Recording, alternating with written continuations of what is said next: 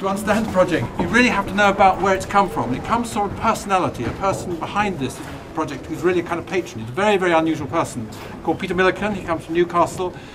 He has a sort of vision about what buildings should be like in cities, which is really unusual. And basically it's to take the office building and to turn it into a user-friendly public building instead of it being a building you can't get into. So he's got this idea: you have an office building up above, but at the ground floor level and below it's all arts uses, including concert halls and rehearsal spaces. It becomes the home for two major orchestras in London, the Orchestra of the Age of Enlightenment and London Sinfonietta. It has sculpture galleries, it has art galleries, it has restaurants, it has cafes, it has waterside, all the rest of it. All of which is essentially a gift from the project. He doesn't have to do this. You have to do some things which are called planning gain, but not nearly as much as he's done. And it's really a kind of visionary project. And what one hopes for it is that this idea of a more inclusive public building will spread to other offices, particularly in the King's Cross area.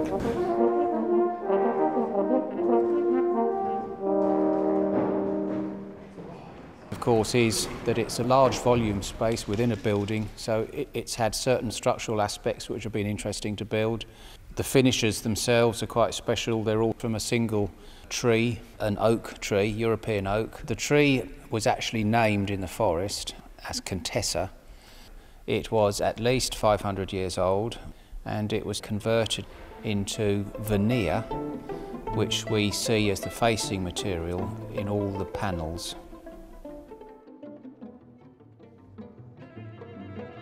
That means that we have a consistency here in terms of colour and grain pattern that you would really have difficulty to achieve in other circumstances.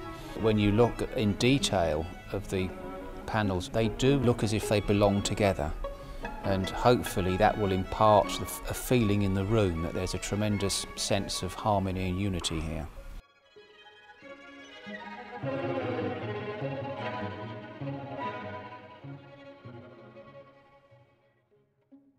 In the ceiling we've got 380 pieces of joinery up there. There's 52 columns in total. 26 are cladding existing stills, and 26 we had to build the steel columns ourselves, and they're broken down into two pieces, so you've got 104 pieces on the columns alone.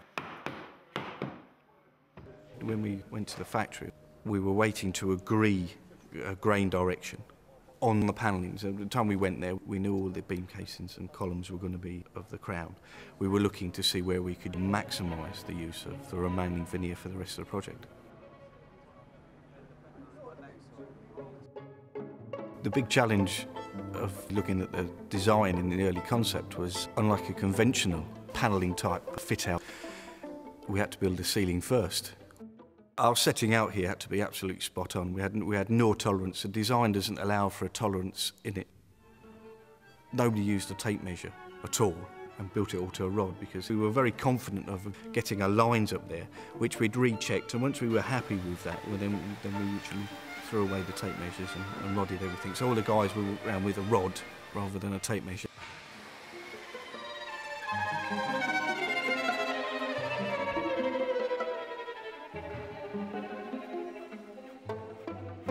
At peak in here, we're running about 34 joiners.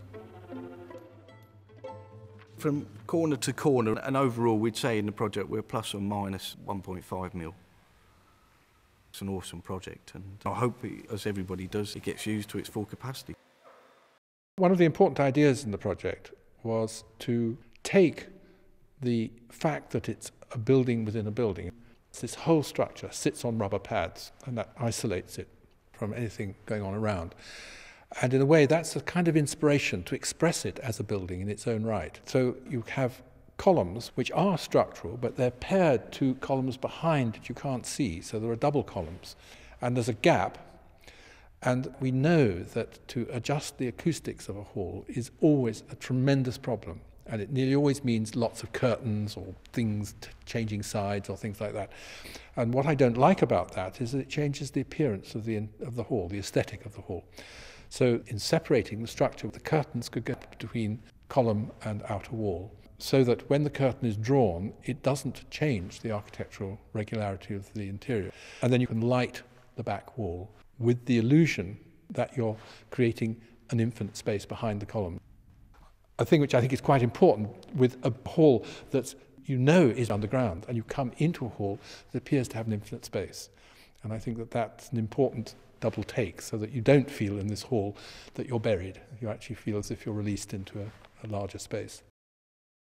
This is a chamber music hall, and the type that is always referred to is that a shoebox, which sounds like a dull space. In other words, it's just a rectangular box. But for whatever reason, over the years, it's been discovered that that really gives you the best acoustic, and particularly the very subtle acoustic required for chamber music.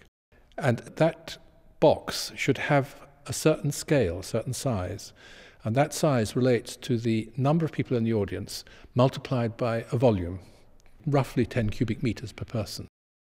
The first time I came in with my fiddle, I knew the acoustics were good as soon as I took the instrument out of the case and plucked the strings, and immediately one sensed a richness in the reverberation, and every time I've played since then, it's just got better. So I've actually christened this space with music. I feel quite privileged actually, being able to do that, to sort of creep in during construction and play some tunes, and I hope that I'll be remembered for that.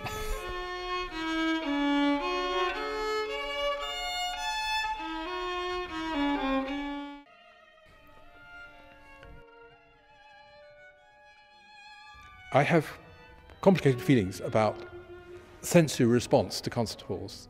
First of all, it's the acoustic, it's about sound. It's also about the way your eyes take in the space. It's also about how audiences behave. It's about the way people look when they're playing. But when it comes down to it, it's about acoustics. And part of the acoustic phenomenon, the way the ears work, is that if a hall is very, very quiet, the sounds that you do hear, the musical sounds, become brighter. The music has this brightness which is difficult to pin down as to what it is, but it's incredibly important. So the acousticians have been very, very fierce with us, quite rightly, all along, about anything that will produce noise. And one of the traditional sources of noise is air conditioning, the way in which you get air into the hall. In this case, the air moves very, very slowly through very large pipes and then comes up under each seat in the most diffuse possible way, all the time avoiding any relationship between movement air and making a hiss or a whistle or anything like that. The lighting is silent and the air conditioning is silent, and you don't get extraneous noise from outside, and the building is itself separated from anything that's going on outside. It's a very elaborate and costly procedure. I mean, you don't get this easily.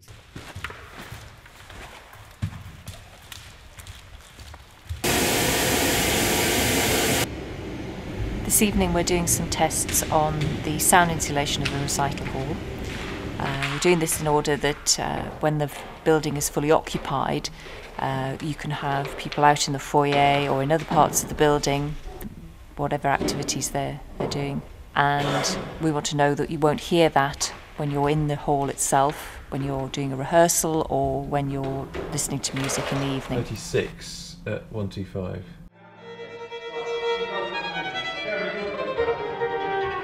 The purpose of today is part of the building process. You're not necessarily hearing this hall as it will be when it opens to the public. You're hearing it like a snapshot in time as to where it is today. And the purpose is to listen and to see if there's any acoustic tuning measures we want to make before the hall's completed and ready for public performance.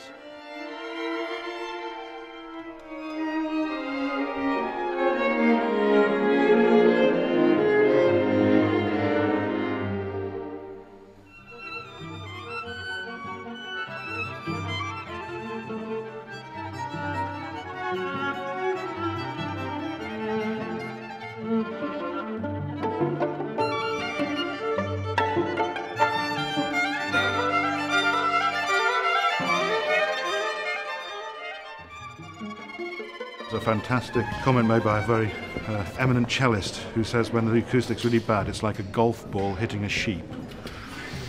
And You've got the exact opposite of that here. It's just fantastic. Because the worst thing is when you get into a hall and you can't hear each other very clearly. That's very scary, but this is perfect. Loved it. Often when we're playing quartet, we don't get to play in a room that feels suited necessarily for what we're doing. But I mean, it'd be very interesting to see what different types of ensembles or jazz or whatever feel about this space. Because for us, it's extremely pleasurable. It feels like it's made for that sort of. I mean, it's probably just a fantastic acoustic. It feels very intimate, but not like you're struggling to make a sound, and perfect, really. I think I can officially say my violin's 400 years old now. And it feels, yes, I mean, but it feels like it should be played at a place like this, you know. And so if you can get something that's old, come into something this new, and feel totally comfortable. And it told me it felt comfortable. Definitely getting back. You're hearing yourselves well. Oh, yeah. Absolutely. Even with the curtain half open. If that replicates the audience, then it's going to be great.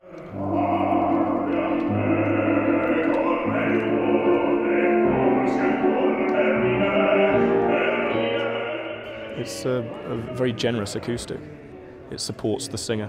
I think, like any recital hall, it's an acoustic that the pianist and the singer have to get used to and get the balance right. And I think that is, if anything, going to be the only issue here, because I mean it's a marvellous place to sing, and I think it's perfect operatically and for art song as well. It'll really be a great venue.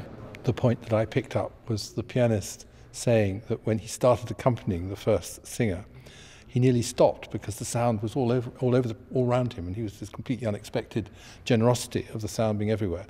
And I think actually I found the piano the most startling sound. I think he wanted this range that we've got between a nice full reverberant sound when we need it for the classical repertoire, but this great ability we've got in this hall to completely sort of deaden it down with the curtain, so you can have a very kind of dry, sort of clubby feel for that kind of event, and also for very modern contemporary work. So you've got a completely sort of neutral palette to design to, and I think that's one of the impressive things about this hall, is how enormous the change can be in the acoustic, while still looking good architecturally in both formats, really.